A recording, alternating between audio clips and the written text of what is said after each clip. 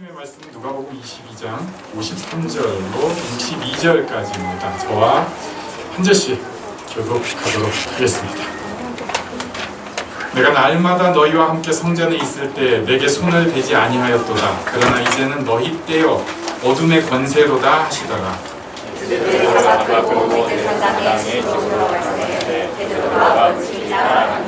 사람들이 뜰 가운데 불을 피우고 함께 앉았는지라. 베드로도 그 가운데 앉았더니 한 여종이 베드로의 불빛을 하여 것을 보고 주목하였는데 사람도 그와 함께 있었느니라. 베드로가 부인하여 이르되 이 여자여 내가 그를 알지 못하노라 하더라. 조금 후에 다른 사람이 보고 이르되 너도 그 도당이냐. 너는 베드로가 이르되 사람아 나는 아니라. 한 시간쯤 있다가 또 한 사람이 장담하여 이르되 이는 갈릴리 사람이니 참으로 그와 함께 있었느니라. 베드로가 이르되 사람아 내가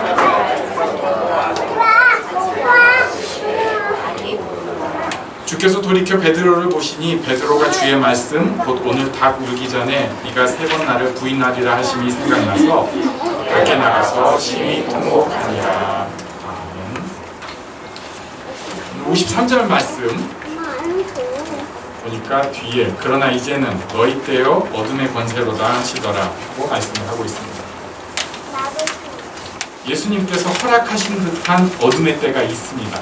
우리 삶에도 소망도 없고 사랑도 없고 믿음도 옅어지는 힘을 잃는 것 같은 때가 있습니다. 그런데 실제로는 이 어둠의 때가 어둠의 때가 아니라는 것을 오늘 보도록 하겠습니다. 54절을 우리 다 같이 읽습니다. 오늘은 전체를 다 한 절씩 같이 읽을 거예요. 어린이들 위해서 제가 사파를 준비해야 되는데 정신이 없어서 준비를 못했어요. 그래서 그냥 읽는 걸로. 단영이 위부터 읽을 수 있는 거죠? 54절 시작.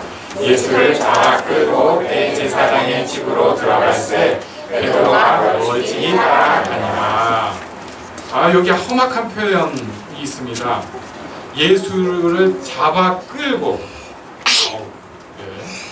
완전히 현행범이 되어서 끌려가는 예수님께서 굉장히 안타까운 상황입니다.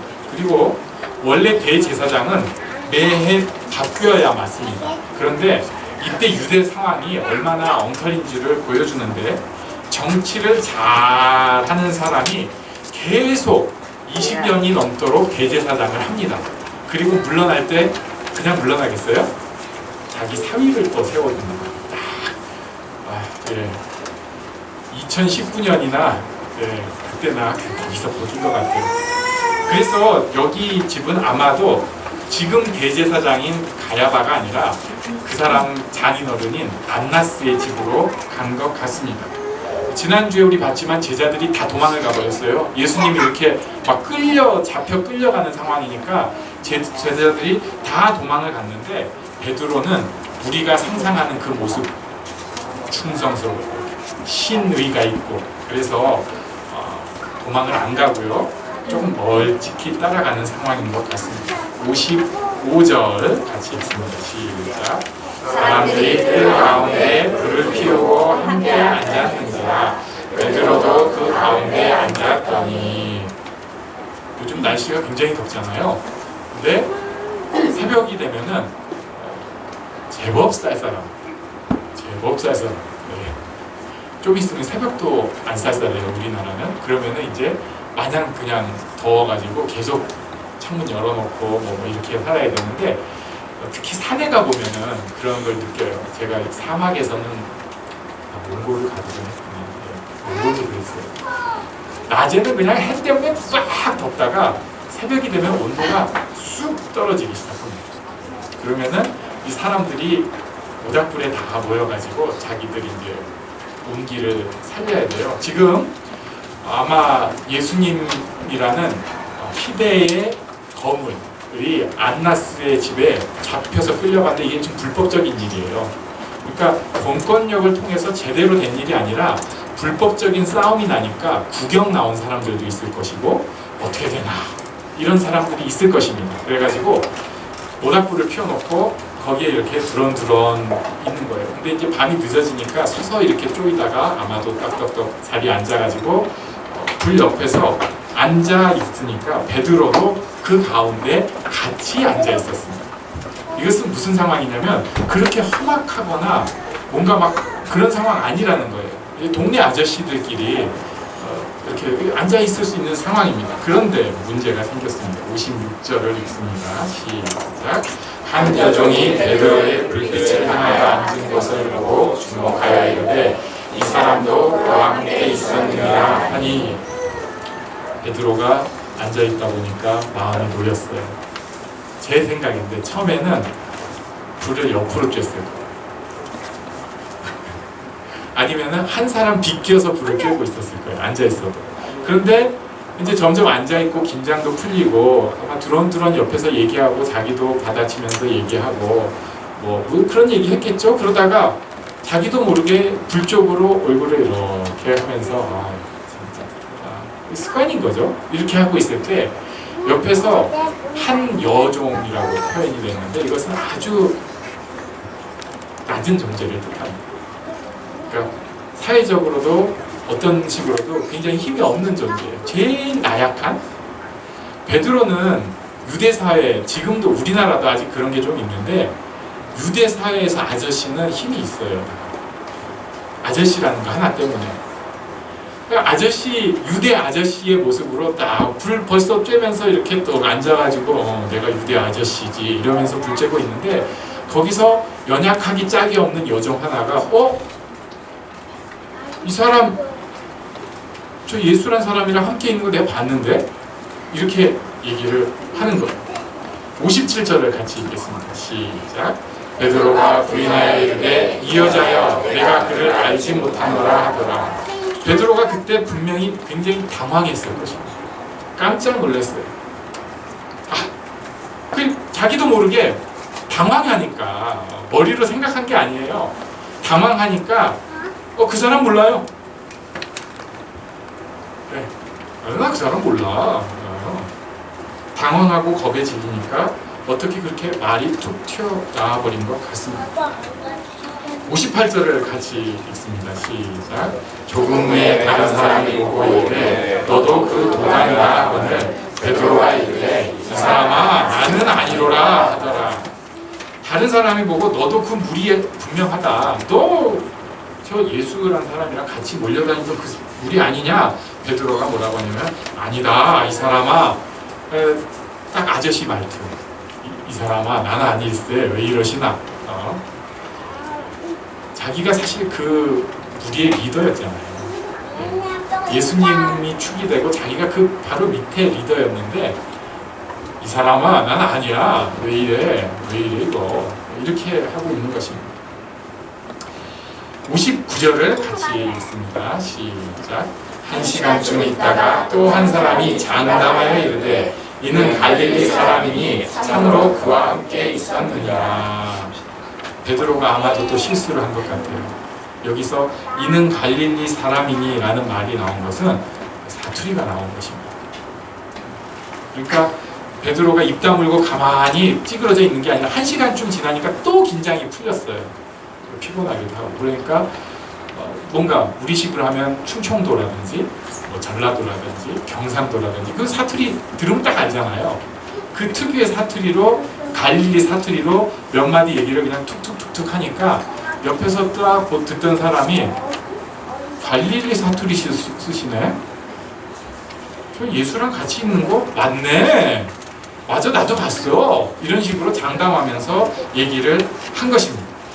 그러니까 60절에 어떤 상황이 생겼는가 같이 읽습니다. 베드로가 이르되 이 사람아 나는 내가 하는 말을 알지 못하노라고 아직 말하고 있을 때에 자기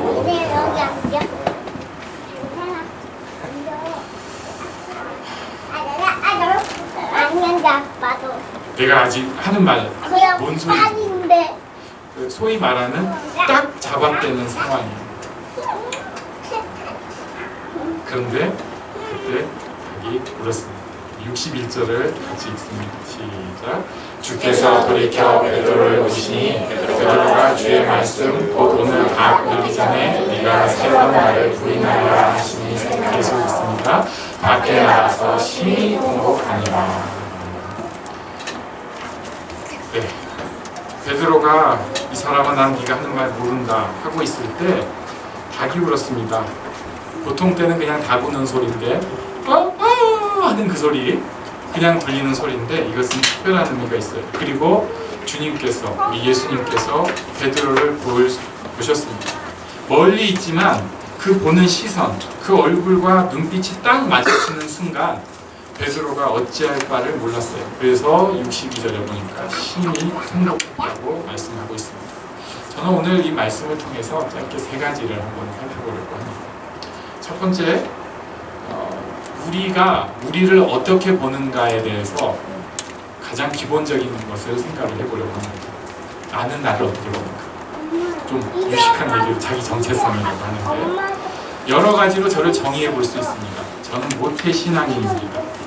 그리고 좀 좋은 표현은 아니겠지만 사회적으로 보자면 직업 종교인이 된 지도 20년이 넘은 사람입니다. 애 아빠가 된 지 20년 정도 됐고요. 결혼한 지도 20년이 넘었습니다. 이 자기 정체성. 이런 것은 겉으로 보여지는 것입니다. 그냥 드러나는 거예요. 저 이런 사람입니다. 그런데 그 진짜 중요한 것하고는 좀 다른 일. 예를 들면 결혼한 것과 사랑하는 사이라는 것은 조금 다른 것입니다. 제가 결혼한 지 몇 년입니다 얘기하는 것은 편의상 하는 얘기지 실제 중요한 것은 내가 사랑하는 부부로 살아가고 있는지 몇 년입니다. 이게 훨씬 중요한 거예요. 여기 이제 우리 어린이들이 있죠? 은율이가 몇 살이지? 9살. 만으로 몇 살이지? 아니 7살. 생일이 안 지나가지고. 자, 그러면은 이건 이제 할 일 없는 노인들이 괜히 물어보는 거예요. 몇 살이니? 몇 학년이니? 뭐 이런 걸 물어봐요. 관심도 없으면서 할 말이 없으니까. 그런데 그것보다 훨씬 중요한 것은 은율이가 이상현, 김선영 가정에 들어가갖고 딱 그 뱃속에서부터 준비돼서 뿅 하고 나온 지가 만으로 7년 몇 개월. 그러니까 사랑하는 가족 안에 들어간 사랑하는 관계가 된 지 7년 몇 개월 된 것이 훨씬 중요하다는 것입니다. 훨씬 그냥 몇 살 먹었니가 중요한 게 아니라 그 사랑하는 관계 속에 들어간 것이 훨씬 중요하다는 거예요. 우리가 교회를 몇 년 다녔다. 내가 무슨 직분을 맡았고 이런 것을 내세우는 사람도 있지만 진짜 중요한 것은 내가 교회를 사랑하는 사람이냐 이것이 훨씬 중요합니다. 내가 누구 아들입니다. 아버지가 재벌이면 좀 더 폭이 나겠죠? 그게 중요한 것이 아니라 내가 사랑하는 아버지의 아들로 관계로 이렇게 살고 있다는 것이 훨씬 중요하다는 것입니다. 즉 사랑으로 자기 정체성을 표현할 수 있습니다. 내가 누구를 사랑하는가, 무엇을 사랑하는가. 여기서 우리가 알 수 있는 것, 베드로는 그냥 충성된 사람이라기보다는 예수님을 사랑하는 사람입니다. 그러니까 통곡을 하는 거예요. 만약에 베드로가 그냥 충성된 사람이었다면 이 말을 들었을 때 어떻게 했냐면은 눈빛이 딱 달라지면서 칼도 지금 챙겼잖아요.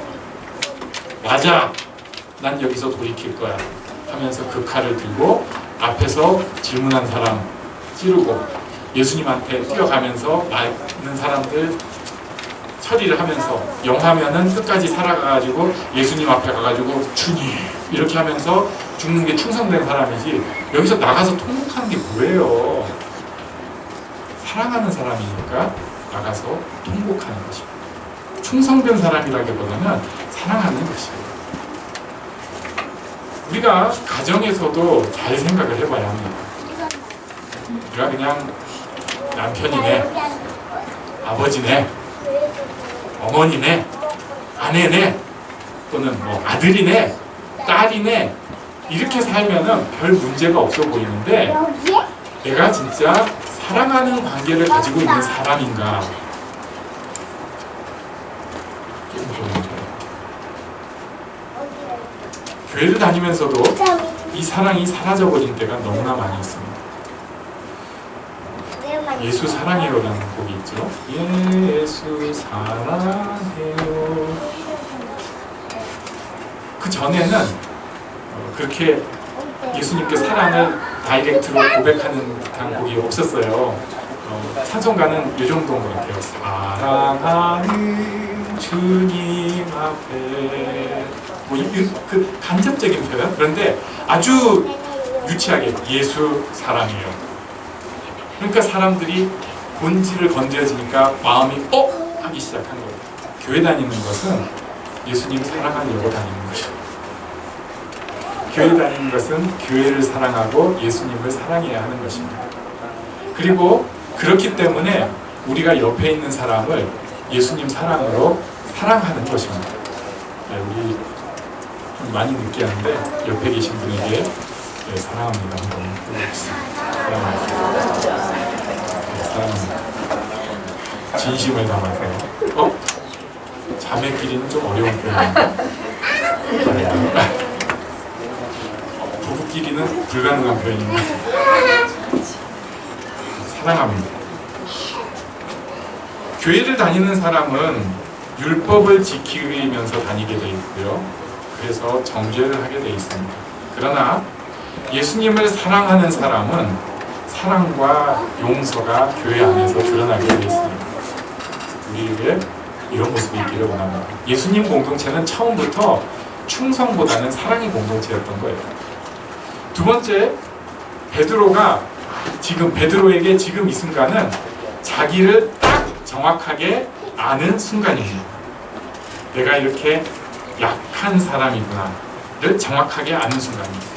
어쩌면 가장 고통스러운 순간일 수 있어요. 내가 이 정도밖에 안 되는 사람이구나 라고 할 수밖에 없는데 이 순간이 사실은 가장 복된 순간일 수 있습니다.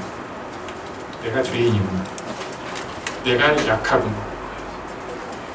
이것을 깨달아서 아는 사람이 복된 사람입니다. 사회는 이런 것을 요구하지 않아요.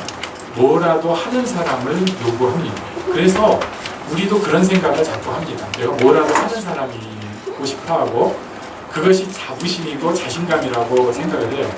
맞아요. 우리 그런 면들이 있어요. 하지만 진짜 중요한 것에서는 할 수 없는 사람입니다. 이게 실수들이 있어요. 또 사회적으로 좀 잘 나가기 시작하면 교만해지기 시작합니다. 이스라엘 백성이 굉장히 강력한 여리고성을 무너뜨렸거든요.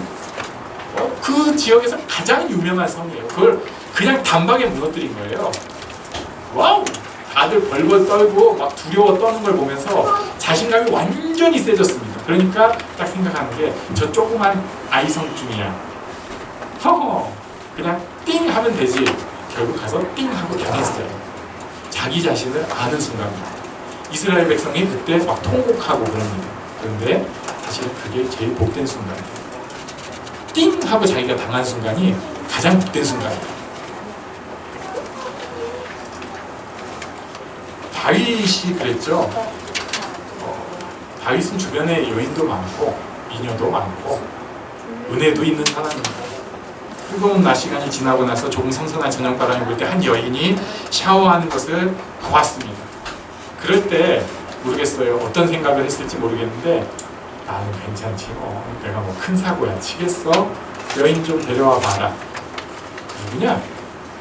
그리고 나서 우리가 아는 대로 살인까지, 그것도 충성된 부하를 살인하는 죄까지 저지르게 됩니다. 자기가 약한 걸 모를 때는 이런 짓을 하는 것입니다. 베드로가 예수님 위해서라면 난 목숨도 버릴 것이고 주를 위해 충성되이 살 것입니다라고 얘기한 그 모습 그대로 교회 지도자가 됐으면 자기식으로 굉장히 좌지우지하는 교회 지도자가 됐을 거예요. 그런데 한 여종, 보잘것없는 여종의 질문에서부터 시작해서 어떻게 할 수 없는 상황이 돼버리니까 자기가 얼마나 약한지 딱 알게 되는 거죠. 내가 교회를 얼마나 다녔는데 이 정도는 내가 알지? 아니요. 모릅니다. 우리. 시편 23편 1절부터 3절까지 우리 암송 해보겠습니다. 시작.